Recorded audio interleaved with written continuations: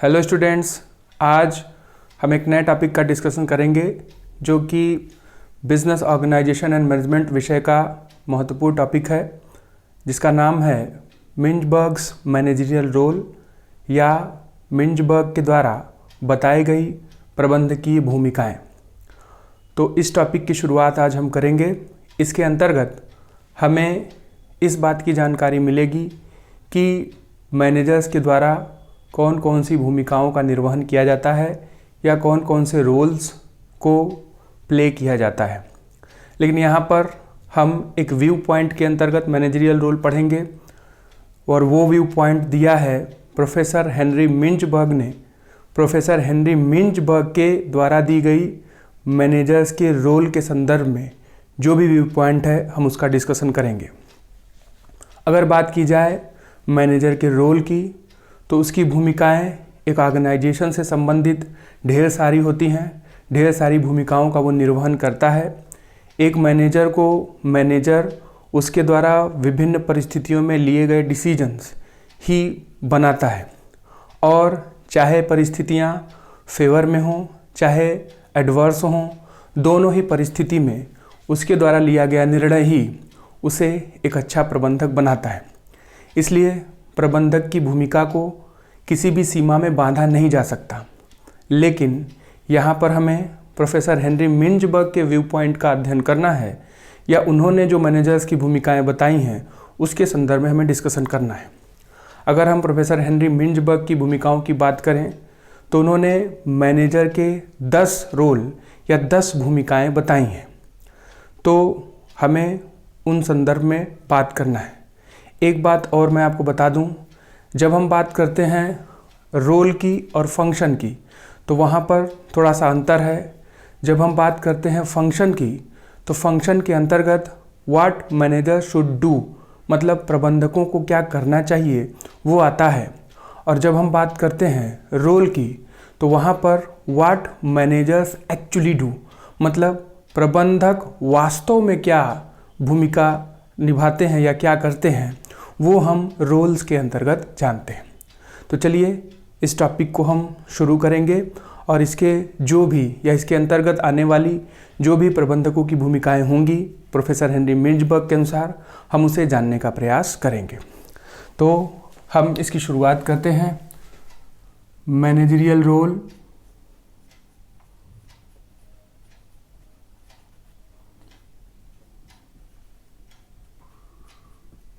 Role, और ये हम पढ़ रहे हैं मिंजबर्ग का मैनेजरियल रोल। मिंजबर्ग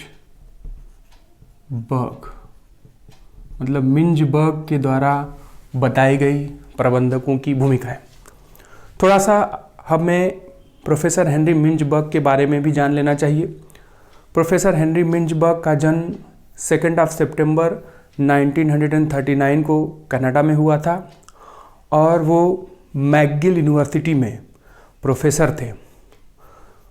प्रोफेसर हेनरी मिंजबर्ग को फेमसिटी या उनको प्रसिद्धि उनके द्वारा बताए गए मैनेजरियल रोल या मैनेजर्स के रोल के संदर्भ में उनके द्वारा दी गई व्यू पॉइंट जो रही उससे मिली, उससे वो फेमस हुए, जहाँ पर उन्होंने 5 प्रैक्टिसिंग एग्जीक्यूटिव्स, चीफ एग्जीक्यूटिव्स का अध्ययन किया कि वो कौन कौन सी भूमिकाएं निभाते हैं।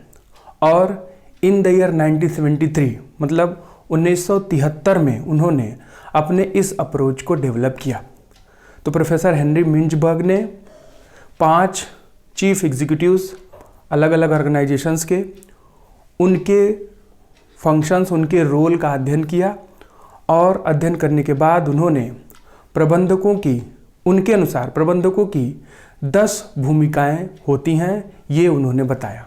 और इन 10 भूमिकाओं को उन्होंने 3 हेड रोल्स के अंतर्गत बताने का प्रयास किया। तो वो 3 हेड रोल्स क्या थे, सबसे पहले हम उसे जान लें। तो जो सबसे पहला हेड रोल था वो था इंटरपर्सनल रोल। इंटरपर्सनल,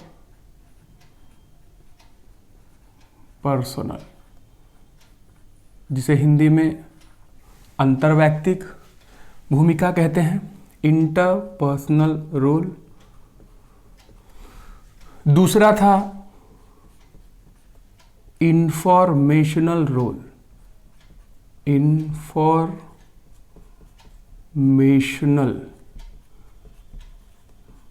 मतलब सूचनात्मक भूमिकाएं।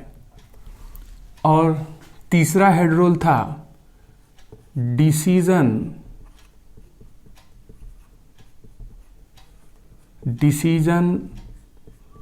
Makers role, decision makers role मतलब निर्णय लेने वाले की भूमिका। तो प्रोफेसर हेनरी मिंजबर्ग ने रोल ऑफ ए मैनेजर को 3 हेड रोल में कैटेगराइज किया और इन 3 हेड रोल्स के अंतर्गत उन्होंने मैनेजर्स की 10 भूमिकाओं को बताया। तो एक एक हेड रोल्स के अंतर्गत वो कौन कौन सी भूमिकाएं हैं हम उनको जानने का प्रयास करेंगे। तो सबसे पहले हम इंटरपर्सनल रोल की अगर बात करें तो उसके अंतर्गत कौन कौन सी भूमिकाएं आती हैं। इंटरपर्सनल रोल की अगर हम बात करते हैं तो उसके अंतर्गत जो मैनेजर की सबसे पहली भूमिका है उनके अनुसार वो है उनका जो भूमिकाएं जो उन्होंने बताई है वो है एक फिगर हेड की भूमिका, मतलब एक मुख्य व्यक्ति की भूमिका, फिगर हेड रोल। जो इसी में दूसरी भूमिका है वो है लीडर्स रोल या लीडरशिप रोल। और तीसरी जो भूमिका है वो है लायसन रोल। चलिए, तो सबसे पहले हम इंटरपर्सनल रोल का मतलब क्या होता है उसे समझ लेते हैं। जब हम बात करते हैं इंटरपर्सनल रोल की तो इंटरपर्सनल रोल का संदर्भ है कि मैनेजर ऑर्गेनाइजेशन में कार्य करने के दौरान इंटरैक्ट करता है अपने पीयर से, सुपीरियर से और सबॉर्डिनेट से। पीयर्स का मतलब उसके समकक्ष काम करने वाले, सुपीरियर्स का मतलब उसके ऊपर काम करने वाले या उसके बॉस, और सबॉर्डिनेट्स का मतलब जो उसके नीचे काम करते हैं या जो उसके अधीनस्थ होते हैं। मैनेजर्स एक ऑर्गेनाइजेशन की फंक्शनिंग में उनसे इंटरैक्ट करता है, उनसे फेस टू फेस होता है, उनसे रूबरू होता है। तो इसके अंतर्गत मतलब इंटरपर्सनल रोल के अंतर्गत वो सबसे पहली भूमिका जो है figure head role. Figure head का मतलब होता है कि वह एक ऑफिशियल ड्यूटी को एग्जीक्यूट करता है। फिगर हेड का मतलब होता है सरदार की भूमिका या मुख्य व्यक्ति की भूमिका। और इसके अंतर्गत जो एक ऑर्गेनाइजेशन की ऑफिशियल फंक्शनिंग होती है, जैसे डॉक्यूमेंट्स पर सिग्नेचर करना, जैसे स्पीचेस देना, जैसे अपने कर्मचारियों से कम्युनिकेट करना ऑर्गेनाइजेशंस की फंक्शनिंग के बारे में, जैसे कर्मचारियों को अप्रिसिएट करना, उनके द्वारा किए गए अच्छे कार्यों के संदर्भ में उनको प्रशंसा या उनकी प्रशंसा करना। तो अगर हम बात करते हैं फिगर हेड रोल की तो वह एक मुख्य व्यक्ति की भूमिका निभाता है according to the functions of the office या ऑफिशियल ड्यूटी से संबंधित ये भूमिकाएं होती हैं जिसका वो एग्जीक्यूशन करता है इन फिगर हेड रोल या फिगर हेड रोल के अंतर्गत। फिगर हेड को हिंदी में बोलेंगे मुख्य व्यक्ति की भूमिका in official duty regarding the functioning of the organization, regarding signing of the documents, regarding giving the speeches, regarding attending the social functions and giving greetings to others। तो वो इन सभी तरीके की भूमिकाएं फिगर हेड रोल के अंतर्गत निभाता है। ऑफिस को चलाने का काम, डॉक्यूमेंट साइन करने का काम, स्पीचेस देने का काम, सोशल फंक्शंस अटेंड करने का, वो एम्प्लॉइज़ के यहाँ भी हो सकता है, बॉसेस के यहाँ भी हो सकता है, सबॉर्डिनेट्स के यहाँ भी हो सकता है। मतलब जब हम बात करते हैं इंटरपर्सनल रोल की तो वहाँ पर वो इंटरैक्ट करता है पीयर्स, सुपीरियर्स और सबॉर्डिनेट्स से, और उसके अंतर्गत वो फिगर हेड की भूमिका निभाता है। सेकेंड रोल है लीडर्स रोल। और लीडर का मतलब होता है वह एक नेतृत्व करने वाले या नेता की भी भूमिका निभाता है। नेता का काम अपने कर्मचारियों को अभिप्रेरित करना, उनको इंथुसियाज करना, उनमें अभिप्रेरणाएं भरना और उनको हमेशा कार्य के प्रति जो है अभिप्रेरित करना, ये उससे जुड़ा हुआ है।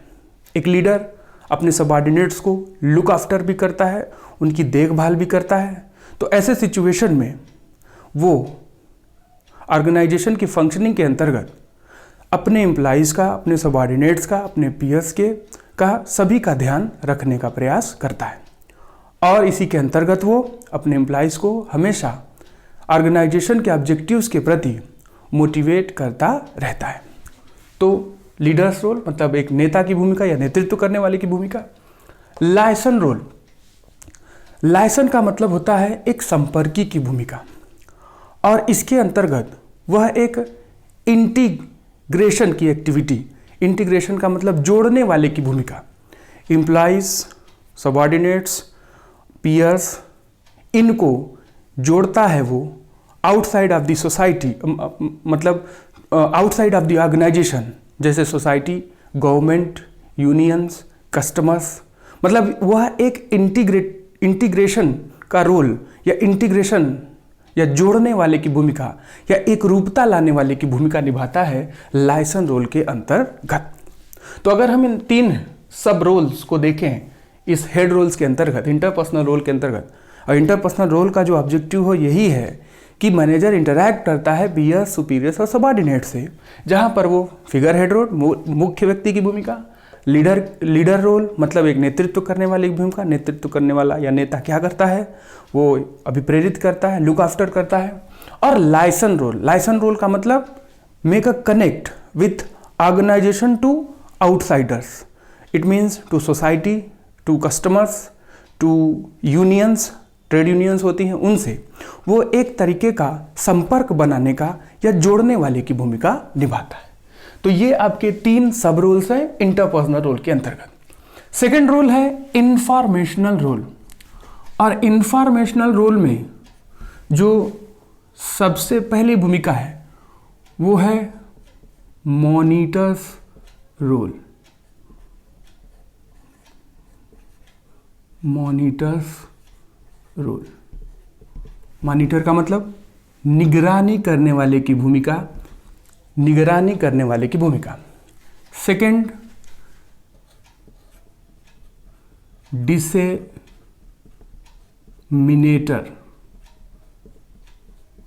डिसेमिनेटर रोल।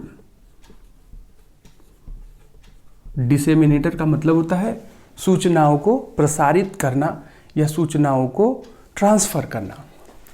थर्ड इसमें रोल है स्पोक्समैन रोल।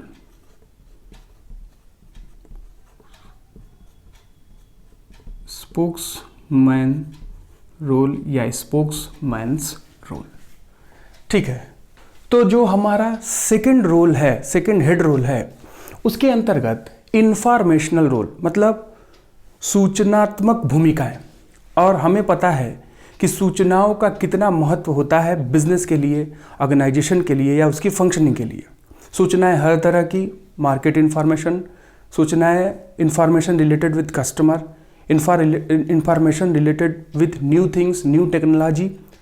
और ये सूचनाएं जो हैं वो लिंक करता है, इन सूचनाओं से वो ऑर्गेनाइजेशन को लिंक करता है या जोड़ने का काम करता है।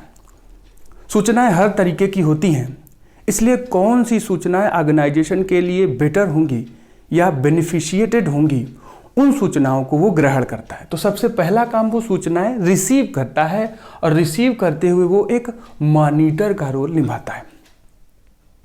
सूचनाएं इंटरनल और एक्सटर्नल दोनों इन्वायरमेंट से संबंधित हो सकती हैं और इन सूचनाओं का वो प्रयोग ऑर्गेनाइजेशन के बेटरमेंट के लिए करता है। तो मॉनिटर्स रोल में वो सूचनाओं की निगरानी करने वाले की भूमिका, कौन सी सूचनाएं ऑर्गेनाइजेशन के लिए अच्छी हैं, कौन सी सूचनाएं ऑर्गेनाइजेशन के लिए लाभकारी हैं, उन सूचनाओं को वो सबसे पहले रिसीव करता है, उनकी सॉर्टिंग करता है, उनकी निगरानी करता है। दूसरा काम क्या करता है, उन्हीं सूचनाओं को, जो सूचनाएं उसने रिसीव की हैं या प्राप्त की हैं, अपने सबऑर्डिनेट को डिसेमिनेट करता है। डिसेमिनेट का मतलब होता है उन्हें प्रसारित करता है या ट्रांसफर करता है। जैसे केवल सूचनाओं को रखकर वो कोई योजना नहीं बना सकता, सूचनाओं को उसे अपने सबऑर्डिनेट्स को बताना पड़ेगा, जिससे उन सूचनाओं का प्रयोग वो ऑर्गेनाइजेशन के बेटरमेंट के लिए कर सके। तो सेकेंड लेवल पर वो सूचनाओं को डिसेमिनेट कर देता है अपने सबऑर्डिनेट को। Third, spokesman. स्पोक्समैन का मतलब होता है कि एक मुख्य वक्ता या प्रवक्ता की भूमिका वो निभाता है, जो कि सूचनाओं से संबंधित होती हैं। तो सबसे पहले सूचनाएं रिसीव करना, उनकी निगरानी करना, कौन सी सूचनाएं ऑर्गेनाइजेशन के लिए अच्छी हैं, इंपॉर्टेंट हैं, लाभकारी हैं, लाभकारी हैं। सूचनाओं को डिसेमिनेट करना सबऑर्डिनेट्स को, जिससे वो उन सूचनाओं का प्रयोग कर कर ऑर्गेनाइजेशन को या ऑर्गेनाइजेशन के ऑब्जेक्टिव्स तक पहुंचाने का प्रयास करें, ऑर्गेनाइजेशन को ऑब्जेक्टिव पाने का प्रयास करें। और तीसरा काम वो क्या करता है, एक मुख्य वक्ता की भूमिका निभाता है कि ऑर्गेनाइजेशन का लिंक जो है आउटसाइड देना। It means not secret information, वो इन्फॉर्मेशन जो ऑर्गेनाइजेशन की अचीवमेंट से संबंधित है, वो इन्फॉर्मेशन जो कि इंटरनल और एक्सटर्नल इन्वायरमेंट से संबंधित है ऑर्गेनाइजेशन की, उसको जो है वो कर्मचारियों ऑर्गेनाइजेशन के अंदर भी देना और ऑर्गेनाइजेशन के बाहर देना। जैसे हम सुनते हैं कि कंपनियां अपने जो प्रॉफिट अर्न करती हैं तो उसकी न्यूज़ आती है कि पर्टिकुलर कंपनी को इतना मुनाफा हुआ, 3,000 करोड़ रुपए का मुनाफा हुआ। तो ये सूचनाएं आती कहाँ से? ये सूचनाएं जो है कोई ना कोई प्रोवाइडर होता है, और वो निश्चित रूप से कोई ना कोई मैनेजर होता है, जो कि मीडिया के through, print media, electronic media के थ्रू आउटसाइड वर्ल्ड को ये सूचनाएं जो है प्रोवाइड करता है। ऑर्गेनाइजेशन क्या अपने ऑब्जेक्टिव अचीव कर रहा है, इसकी भी जानकारी जो है इन्हीं सूचनाओं के अंतर्गत लोगों को प्राप्त होती है या मीडियाज को प्राप्त होती है। तो जो इंफॉर्मेशनल रोल है वो एक तरीके का लिंक है इंटरनल और एक्सटर्नल इन्वायरमेंट से ऑर्गेनाइजेशन को जोड़ने का, और सूचनाओं का प्रयोग करना ऑर्गेनाइजेशन के बेटरमेंट के लिए। तो सबसे पहले वो सूचनाओं की मॉनिटरिंग करेगा, निगरानी करेगा, उन्हें डिसेमिनेट करेगा सबऑर्डिनेट्स को, और फिर ऑर्गेनाइजेशंस की के अंदर और बाहर, मतलब इंटरनल इन्वायरमेंट और एक्सटर्नल इन्वायरमेंट दोनों के संदर्भ में वो सूचनाएं जो है वो प्रोवाइडर का काम करेगा। ऑर्गेनाइजेशन की अचीवमेंट, ऑर्गेनाइजेशन की उपलब्धियां, ऑर्गेनाइजेशन में अगर कोई एक्सीडेंट हो जाता है तो इसकी भी जानकारी जो है आउटसाइड को एक मैनेजर ही प्रोवाइड, आउटसाइडर्स को मैनेजर ही प्रोवाइड करता है मीडियाज के थ्रू। तो वो थर्ड लेवल पर इंफॉर्मेशनल रोल में स्पोक्समैन या मुख्य वक्ता या प्रवक्ता की भूमिका निभाता है। चलिए आगे बढ़ते हैं। डिसीजन मेकर्स रोल, निर्णय लेने वाले की भूमिका। जैसा मैंने आपको शुरू में ही बताया कि मैनेजर उसके द्वारा लिया गया निर्णय जो कि विभिन्न परिस्थितियों में होता है वही बनाता है। और डिसीजन जो है तब अराइज होती है जब ज़्यादातर समस्याएं ऑर्गेनाइजेशन में अराइज होती हैं। एक मैनेजर को हर तरह की समस्याओं को से फेस टू फेस होना होता है और उन्हें वो सॉर्ट आउट करता है। तो मिंजबर्ग साहब ने डिसीजन मेकर्स रोल के अंतर्गत जो पहली भूमिका बताई वो बताई उन्होंने entrepreneurial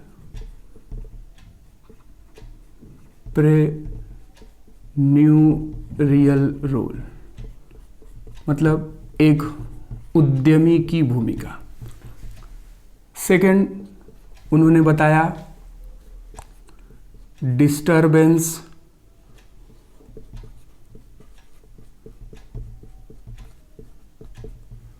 handler, disturbance handler's role, मतलब जो भी बाधाएं आए या जो भी समस्याएं हैं उनको हैंडल करने वाले की भूमिका। Third resource एलोकेटर्स,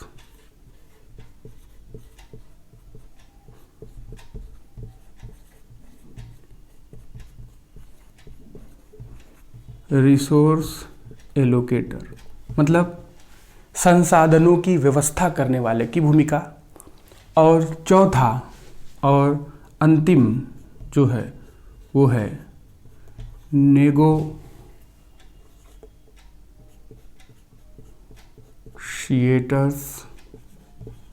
role. नेगोशिएटर का मतलब एक तरह के मध्यस्थ की भूमिका, एक तरह से बीच का रास्ता निकालने वाले की भूमिका या वार्ताकार की भूमिका। ठीक है, तो डिसीजन मेकर रोल में वो 4 तरह की भूमिकाएं निभाता है। सबसे पहला इंटरप्रेन्योरियल का मतलब होता है एक उद्यमी की भूमिका। उद्यमी वो होते हैं जो रिस्क लेते हैं, जो नई नई चीज़ें डेवलप करते हैं, इनोवेट करते हैं, हमेशा जो है वो डेवलपमेंट के बारे में सोचते हैं। ठीक है, एक रिस्क टेकर की भूमिका निभाता है इंटरप्रेन्योरियल रोल के अंतर्गत। Second, disturbance handler. ऑर्गेनाइजेशन में अगर किसी भी तरह की बाधा आती है, समस्या आती है, जैसे स्ट्राइक होना, जैसे किसी भी तरीके का डिस्प्यूट होना, तो ऐसी परिस्थिति में वह डिस्टरबेंस हैंडलर या प्रॉब्लम सॉल्वर की भूमिका निभाता है, मतलब डिस्टरबेंस से ओवरकम करने वाले की भूमिका निभाता है। तीसरा, resource allocator. Resources physical, human और फाइनेंशियल। अगर इस तरीके की कोई भी समस्या उत्पन्न होती है या इनकी ज़रूरत पड़ती है तो ऐसी परिस्थिति में उसे एक रिसोर्स एलोकेटर या संसाधन के प्रबंधक की भूमिका निभानी होती है, संसाधनों की व्यवस्था करने वाले की भूमिका निभानी पड़ती है। जैसा कि हम जानते हैं रिसोर्सेज फिजिकल, भौतिक, ह्यूमन, मानव संबंधी और फाइनेंशियल, वित्त संबंधी हो सकते हैं, और इनकी व्यवस्था या इनके व्यवस्थापक बनने की भूमिका जो है मैनेजर निभाता है। And last but not the least, it is called negotiator's role. और नेगोशिएशन का मतलब होता है मध्यस्थ करने वाले की भूमिका या मध्यस्थता करने वाले की भूमिका या बीच का रास्ता निकालने वाले की भूमिका। कभी कभी ऑर्गेनाइजेशन में ऐसी सिचुएशन आती है, जैसे ट्रेड यूनियन से कोई डिस्प्यूट हो गया, हड़ताल हो गई, स्ट्राइक हो गई, तो उसको हटाने का काम, उसको खत्म करने का काम या बीच का रास्ता निकालने का काम वो जो है इस नेगोशिएटर रोल के अंतर्गत करता है। ठीक है, तो ये नेगोशिएटर रोल या जिसको हम बोल सकते हैं एक मध्यस्थ की भूमिका, वो ऐसी सिचुएशन में निभाने का प्रयास करता है। तो ये आपके प्रोफेसर हेनरी मिंजबर्ग के बताए गए 10 रोल जो कि 3 हेड रोल्स के अंतर्गत हैं, और उसमें इंटरपर्सनल, इंफॉर्मेशनल और डिसीजन मेकर रोल, और उसके अंतर्गत figurehead, leaders, liaison, monitors, disseminator, spokesman, entrepreneurial, disturbance handler, resource allocator और नेगोशिएटर्स। ये 10 रोल हैं जिनका डिस्कशन हम लोगों ने इस टॉपिक के अंतर्गत किया। एक और बात मैं बता दूं, जैसा कि मैंने आपसे बताया कि मैनेजर के रोल को जो है बांधा नहीं जा सकता किसी सीमा में। तो जब प्रोफेसर हेनरी मिंजबर्ग ने इस अप्रोच को डेवलप किया तो इसका क्रिटिसिज्म भी हुआ, मतलब इसकी आलोचनाएं भी हुई कि आप कैसे केवल 10 रोल के अंतर्गत ही प्रबंधकों के भूमिकाओं को एक सीमा में रख सकते हैं। तो इसका क्रिटिसिज्म भी हुआ। प्रोफेसर हेनरी मिंजबर्ग को अब ये जो मैनेजरियल रोल इन्होंने दिया, इससे उनको प्रसिद्धि भी मिली। इनका नाम जो है मैनेजर्स रोल के संदर्भ में बहुत ही सम्मान के साथ लिया जाता है। तो ये आपके मिंजबर्ग के बताए गए मैनेजरियल रोल जो आपके सामने प्रस्तुत किया गया। हम अपनी नेक्स्ट क्लास में नेक्स्ट टॉपिक कंटिन्यू रखेंगे।